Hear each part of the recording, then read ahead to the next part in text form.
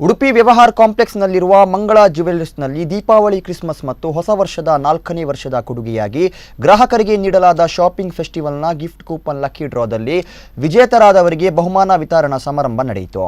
ಸಂಸ್ಥೆಯ ಮಾಲಕರಾದ ಶಶಿಕಲಾ ಪ್ರಭಾಕರ ಆಚಾರ್ಯ, ಶ್ರೀಶಾ ಅಲೆಯೂರು ಮತ್ತು ಶ್ರೀಮತಿ ನಿಶ್ಮಿತಾ ಶ್ರೀಶಾ ಆಚಾರ್ಯ ವಿಜೇತ 7 ಮಂದಿಗೆ ಬಹುಮಾನವನ್ನ ನೀಡಿದರು. ಈ ಸಂದರ್ಭದಲ್ಲಿ ಶ್ರೀಶಾ ಅಲೆಯೂರು ಮಾತನಾಡಿ, ಪರಂಪರಾಗತ ಚಿನ್ನಾಭರಣಗಳ ತಯಾರಿಕೆಗೆ ಗ್ರಾಹಕರು ನೀಡಿದ ಬೆಂಬಲಕ್ಕೆ ಕೃತಜ್ಞತೆಯನ್ನ ಸಲ್ಲಿಸಿದರು.